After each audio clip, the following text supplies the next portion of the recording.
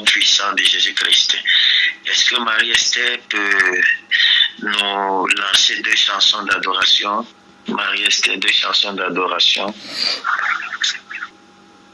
Il est l'éternel rocher, mon Dieu ne dort pas. Il est l'éternel rocher, mon Dieu ne dort jamais. Il est l'éternel appui, mon Yahya ne dort pas. Il est l'éternel rocher, mon Dieu ne dort jamais. Il ne dort pas, Jésus ne dort pas. Il est l'éternel rocher, mon Dieu ne dort jamais. Il est l'éternel soutien, mon Dieu ne dort pas. Il est l'éternel rocher, mon Dieu ne dort jamais. Il est l'éternel abri, Jésus ne dort pas. Il est l'éternel abri, mon Dieu ne dort jamais. Il ne dort pas, Jésus ne dort pas. Il est l'éternel rocher, mon Dieu ne dort pas. Il est l'éternel consolateur, Jésus ne dort pas. Il est l'éternel consolateur, Jésus ne dort pas. Il est l'éternel soutien, Yahweh ne dort pas. Il est l'éternel rocher, mon Dieu ne dort jamais. Lève mes mains vers les cieux, je te donne mon cœur. Je dirai à mon âme, tu es Dieu de tout. Même si les mers se déchaînent, tu parlais, tu les calmes. Tu es mon repos, tu es au contrôle. Je lève les mains vers le trône de Dieu, je lui donne tout mon cœur. Je dirai à mon âme, tu es Dieu de tout. Même si les mers, elles se déchaînent, tu parlais, tu les fais taire. Tu es mon repos, tu es au contrôle. Toi seul es digne de confiance. Nul ne peut changer ta perfection. Tu es Alpha et Oméga, plus grand que ce que je comprends. Il n'y a personne comme toi, Jésus. Toi seul es digne de confiance. Nul ne peut changer ta perfection. Tu es Alpha et Oméga, plus grand que ce que je comprends.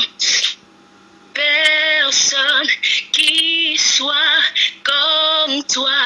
Je lève mes mains vers les cieux, je lui donne tout mon cœur.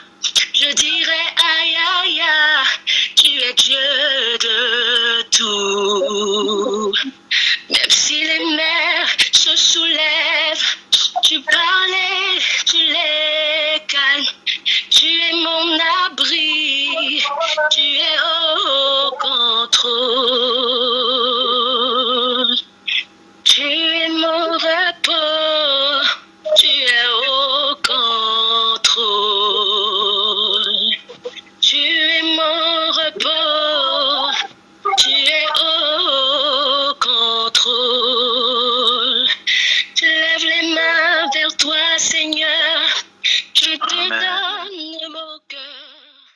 Alors Luc chapitre 9, le verset 23, qu'il me soit permis de lire très rapidement.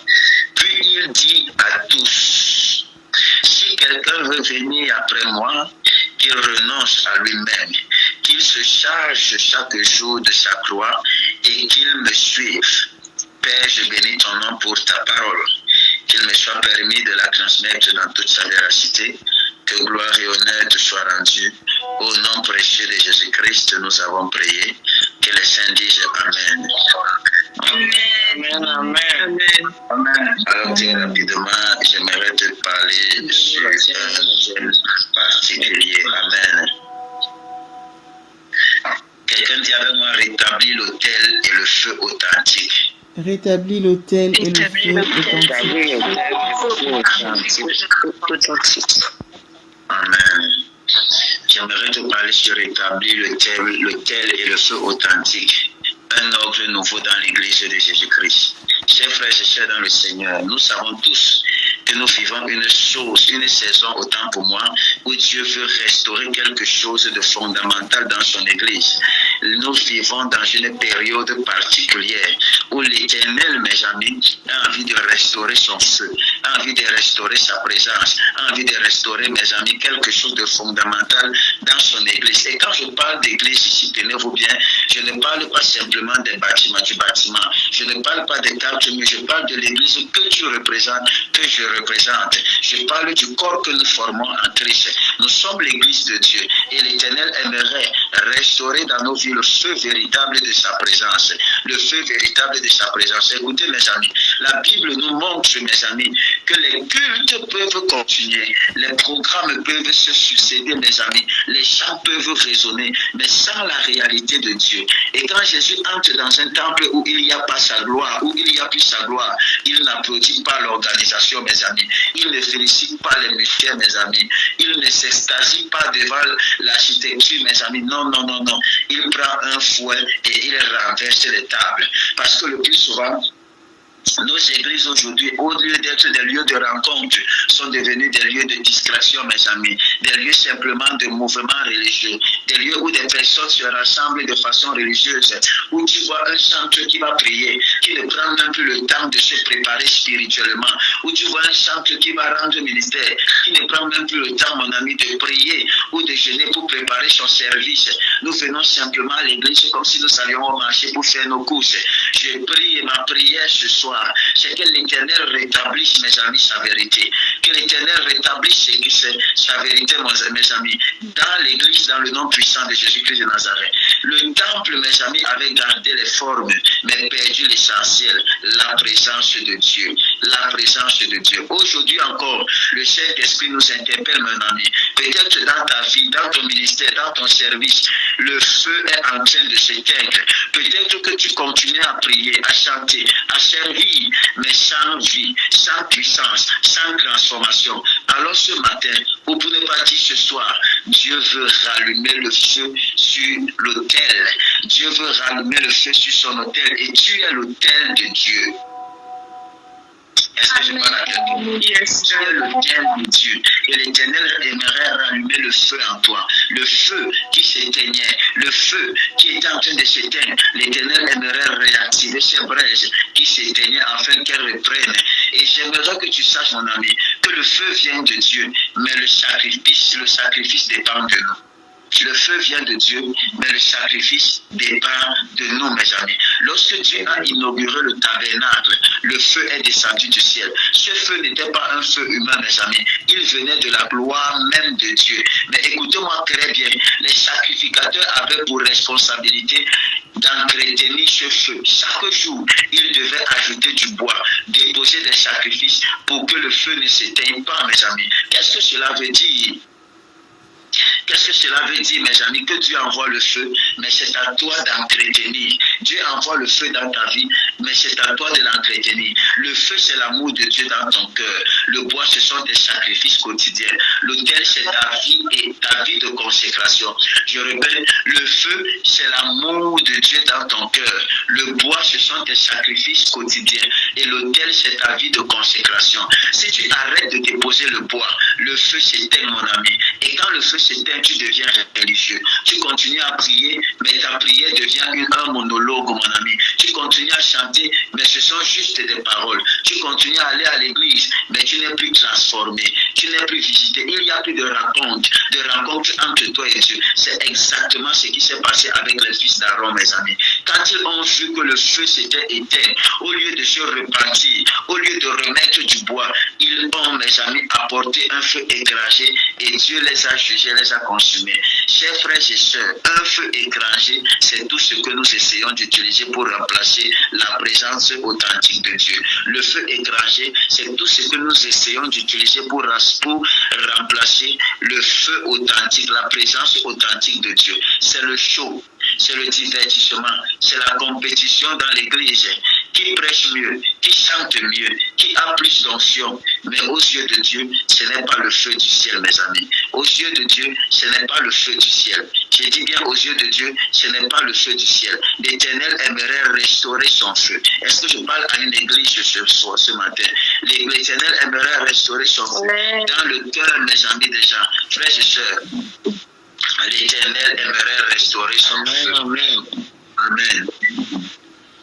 Quelqu'un dit avec moi le signe du feu véritable, la repentance et la transformation. Mes amis, comment reconnaître qu'il y a réellement le feu de Dieu? Comment reconnaître qu'il y a véritablement le feu de Dieu? Est-ce aux acclamations du public? Est-ce au nombre de vues en ligne? Est-ce à la beauté des instruments? Non. Est-ce à l'éloquence du pasteur? Non, mon ami.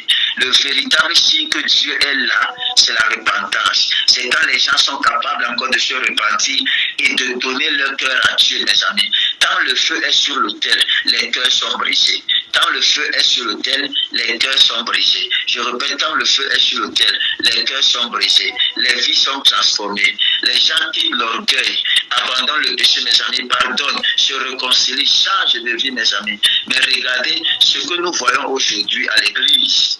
On témoigne davantage de prospérité, d'abondance, de promotion sociale, mais on entend de moins en moins de témoignages de repentance. Et quand il n'y a plus de repentance, c'est le signe que l'Esprit de Dieu est entré ou s'est déjà retiré. Dans le livre de Luc, le texte que nous avons lu, mes amis, dit, si quelqu'un veut venir à moi, s'il veut venir après moi, qu'il renonce à lui-même, qu'il se charge chaque jour de sa croix et qu'il me suive. La croix, bien-aimée, ce n'est pas une médaille accrochée à ton cou. C'est un autel de mort quotidien. Chaque jour, tu dois mourir à toi-même. Chaque jour. La croix, c'est un autel de mort quotidien. De mort quotidienne. C'est-à-dire que chaque jour, tu dois être capable de faire l'expérience de la mort. Oh, même si tu ne dis pas Amen, j'avance. Amen. Est-ce que je parle à quelqu'un? Amen. Amen.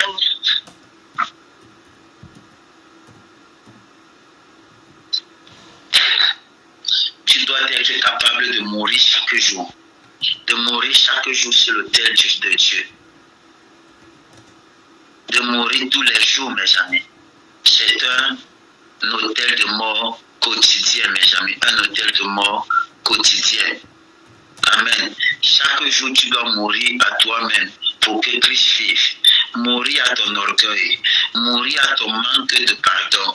Mourir à tes ambitions charnelles. Mourir à tes désirs de performance. C'est ça l'entretien du feu. Une repentance continuelle, un renoncement quotidien, une vie crucifiée pour Christ. Combien de personnes ici là sont crucifiées pour Christ, mes amis? Quelqu'un dit avec moi le réveil. Le réveil. Quand Christ est rendu réel dans nos cœurs. Dis ça, le réveil quand Christ est rendu réel dans nos cœurs. Le réveil, c'est rendu réel. C'est rendu réel dans nos cœurs. Non, je n'ai pas dit c'est. Le réveil, 2 points. Quand Christ est rendu réel dans nos cœurs. Ok. Quand Christ est entré réellement dans nos cœurs. Non, pas quand Christ est entré. Je dis, Le réveil, quand Christ est rendu réel dans nos cœurs. Voilà. Quand Christ est entré réellement dans nos cœurs, mes amis. Amen. Alors, qu'est-ce que c'est le réveil spirituel? Ce n'est pas une série de programmes, ni des affiches colorées, mes amis, ni des slogans accrocheurs. Le réveil, c'est quand Jésus-Christ devient réel. Ça n'a rien à voir avec les bruits. Ça n'a rien à voir, mes amis, avec les rassemblements. Ça n'a rien à voir avec qu'il y ait 1000 personnes dans une assemblée, mes amis. Le réveil, c'est quand Jésus devient réel. Toutes les autres réalités s'effacent, mes amis. Quand Jésus devient réel, tu ne viens plus à l'église pour voir un homme, mais pour voir Jésus-Christ. Tu ne viens plus à l'église simplement pour te présenter par plaisir. Tu viens par révélation, par amour. Le réveil, c'est quand Jésus devient réel. Quand Jésus devient réel, ton téléphone, ton voisin, tes soucis disparaissent et tu es absorbé par la gloire de Dieu, par la présence de Dieu. La vraie vie chrétienne, ce n'est pas de courir d'émotion en émotion, mais c'est de marcher dans une conscience continue de Jésus, mes amis. C'est de marcher dans une conscience continue de Jésus. Je répète, la vraie vie chrétienne, notez ça, la vraie vie chrétienne, ce n'est pas, mes amis, de courir d'émotion en émotion, mais de marcher dans une conscience continue de Jésus-Christ, mes amis. Continue de Jésus-Christ. Tant que tu ne vis l'expérience émotionnelle, tu seras instable. Mais quand Jésus devient ta réalité permanente, tu entres dans la victoire. Quand Jésus devient ta réalité permanente, tu entres dans la victoire. Tant que tu ne vis que d'expériences émotionnelles, tu seras instable, mon ami. Mais quand Jésus devient ta réalité permanente, tu entres dans ta victoire. Galates chapitre 2, le verset 20. Ce n'est plus moi qui vis, c'est Christ qui vit en moi. Ce n'est plus moi qui vis, c'est Christ qui vit en moi, mes amis. Parce que Jésus-Christ est devenu permanent. Il est devenu permanent. Sa réalité est devenue permanente de conscience. Oh, quelqu'un dit avec moi, quand le feu s'éteint. Quand le feu s'éteint. Quand le feu s'éteint. Quand la performance remplace la présence. Lorsque le feu s'éteint, mes amis, le feu s'éteint parce que la performance a remplacé la présence. La performance a remplacé la présence. Il est possible de continuer le ministère sans Dieu, je vous assure. C'est ce qu'on appelle la performance, mes amis. Tu prêches encore, tu chantes encore, tu diriges encore, mais ce n'est plus l'esprit qui agit, c'est ton talent, ton intelligence, ton charisme. Écoutez-moi très bien ce soir. Un homme vide peut garder la performance, mais il perd la pertinence. Je dis, tu peux garder la performance et avoir perdu la pertinence. Il peut impacter, mes amis, mais il ne peut plus impacter. Il peut impacter, mais il ne peut plus impacter. Yes. Quand le feu s'éteint dans la vie de quelqu'un, il peut impacter sans impacter. Il peut impacter, mes amis, mais il ne peut plus impacter, mes amis. Les gens peuvent applaudir, mais le ciel peut pleurer. Quand tu perds le feu, tu peux continuer à être, mon ami, performant. Les hommes t'applaudissent. Mais pendant que les hommes t'applaudissent, le ciel est en train de pleurer. Le ciel est en train de pleurer. Alors, mes amis, le but du ministère, ce n'est pas que les hommes disent quel bon prédicateur. Je n'ai pas besoin qu'on dise de moi que je suis un bon prédicateur. Mais que les hommes disent, j'ai rencontré Jésus au travers de cet homme. J'ai rencontré le véritable amour par le biais de cet homme. Le véritable ministère, mes amis, le véritable ministre, c'est celui qui disparaît pour que Christ apparaisse. C'est celui qui s'efface. C'est celui qui s'abaisse pour que Dieu soit élevé, mon ami. C'est ça le véritable ministère. Il n'y a plus de moi. Il n'y a plus de moi. Tu ne parles plus en disant moi, en frappant la main sur la poitrine. Non, tu dis Jésus-Christ. Ta vie, c'est pour laisser Jésus-Christ être exposé. En fait, même tu ne vis plus Christ. Ta vie devient le présentoir de Jésus-Christ. Amen. Amen. Amen. Gloire à Dieu. Quelqu'un dit à moi rétablir l'autel. Rétablir l'autel. Ce matin, Dieu m'envoie dire à une catégorie de personnes. Rétablissez vos hôtels, rétablissez l'hôtel dans vos maisons, dans vos vies. Yes. Amen. Que veut Dieu, mes amis, pour nous aujourd'hui? Il veut rétablir l'autel dans nos vies. Il veut rétablir l'autel dans nos prières. Il veut rétablir le sacrifice. Il veut rétablir la vraie présence dans nos vies et dans nos églises. Il veut rétablir, mes amis. Jésus-Christ veut rétablir l'autel. Il veut rétablir le sacrifice.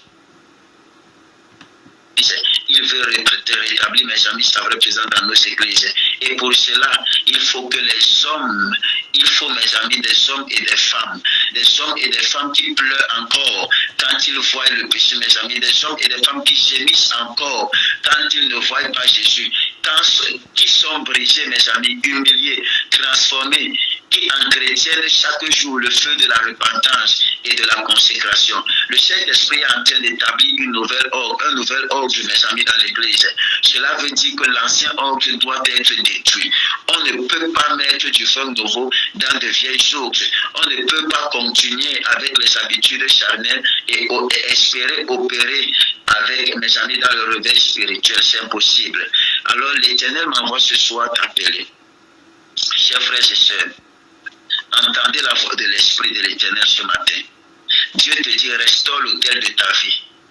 Dieu te dit, restaure l'autel de ta vie. Dieu te dit, restaure l'autel de ta vie. Dépose à nouveau le bois du sacrifice. Entretiens le feu. Est-ce que vous écoutez? Que celui qui a les oreilles entende ce que l'Esprit est en train de dire à l'Église. Je répète, que celui qui a des oreilles entende ce que l'Esprit est en train de dire à l'Église. L'Éternel dit de restaurer l'autel de ta vie. Restaure l'autel de ta vie et dépose à nouveau le bois du sacrifice et le sacrifice. Entretiens le feu. Pas les sacrifices, mon ami. Si ta prière est devenue un rituel sans la vie, reviens à l'autel, mon ami. Si tu as remplacé la présence par la performance, reviens à l'autel, mon ami. Si tu vis sans repentance quotidienne, reviens à l'autel, mon ami. Car Dieu cherche des sacrificateurs qui maintiennent le feu vivant.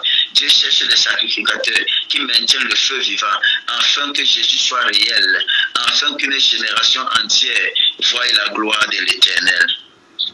Amen. Amen. Ainsi que je vais terminer mon petit partage de ce matin, et je vais te demander, s'il te plaît, de faire cette prière avec moi. Tu vas dire, Seigneur Jésus-Christ. Seigneur Jésus-Christ, pardonne-nous d'avoir toléré le feu étranger. Pardonne-nous d'avoir toléré le feu étranger. Pardonne-nous d'avoir entretenu la performance au lieu de la présence. Pardonne-nous d'avoir entretenu la performance au lieu de la présence. Restaure en nous l'autel de la repentance. Restaure en nous l'autel de la repentance. Rallume le feu du ciel dans nos cœurs. Rallume le feu du ciel dans nos cœurs. Brise notre orgueil, Seigneur. Brise notre orgueil, Seigneur. Nos hypocrisies. Nos distractions. Afin que Jésus soit la seule réalité de nos vies. Afin que Jésus soit la seule réalité. Seigneur Jésus-Christ, fais de nous des hommes et des femmes de feu. Seigneur Jésus-Christ, fais de nous des hommes et des femmes de feu.